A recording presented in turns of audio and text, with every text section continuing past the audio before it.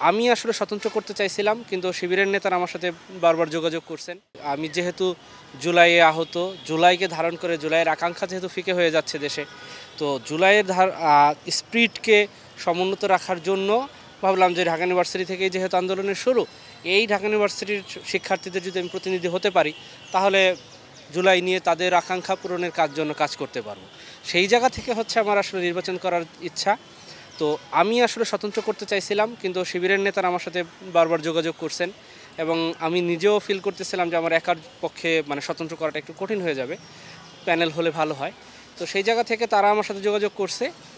আর তাদের যে প্যানেলের যে বৈশিষ্ট্য তারা আমাকে দেখাইলো যে তারা একটা ইনক্লুসিভ প্যানেল করতেছে। সেখানে ক্ষুদ্র নৃগোষ্ঠী সরমিত চাকমা আছেন, ফিজিক্যালি চ্যালেঞ্জড এক ভাই আছেন, তারপরে নারী আছেন 4 জন। তো সেই জায়গা থেকে মনে হলো জুলাইয়ে যে আমরা ইনক্লুসিভ বাংলাদেশের স্বপ্ন দেখেছিলাম, তাদের প্যানেলের বৈশিষ্ট্যটা অনেকটা ওই রকম। আর তারপরে কথা হচ্ছে যে আসলে অন্য কোনো প্যানেল থেকেও যোগাযোগ করে নাই, সব মিলিয়ে আসলে এই প্যানেলে আসা। জয় তো আসলে শিক্ষার্থীদের সমর্থনের উপর নির্ভর করে। যদি তারা আমাকে সমর্থন দেয়, ভোট দেয়, আমি আশা করি যে তারা সমর্থন দিবে, ভোট দিবে, ইনশাল্লাহ জয়ী হব। আমি আমি ইশতেহার করেছি, কিন্তু আমি দেখেন, আমি ইশতেহারের থেকে আমি মনে করি আমার একটা ইশতেহার সবসময় আমি বলি, শিক্ষার্থীদের দাবি দেওয়াই হচ্ছে আমার প্রথম ইশতেহার। তারা যখন যে যৌক্তিক দাবি করবে, সেটা যে আমি একজন আন্তর্জাতিক সম্পাদক হিসেবে শুধু ওই সেক্টরে কাজ করবো এমন না। আমার কথা হচ্ছে শিক্ষার্থীদের যে কোনো যৌক্তিক দাবি দেওয়ায় আমি তাদের পাশে আছি, তাদের জন্য কাজ করব। এটা হচ্ছে আমার প্রধান ইশতেহার। বিশ্ববিদ্যালয়ের সব থেকে বড় সমস্যা তো আসলে সমস্যার শেষ নাই।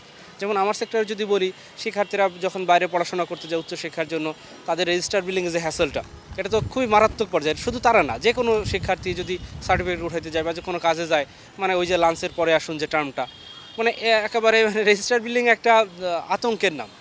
তো আমি মনে করি শিক্ষার্থীদের পক্ষে প্রথম কাজটা হবে এই রেজিস্টার বিল্ডিংয়ের যে হ্যাসেলটা, এইটা যেন নিরসন করতে পারি। এটা হচ্ছে আমার প্রথম প্ল্যান যেটাকে বলে।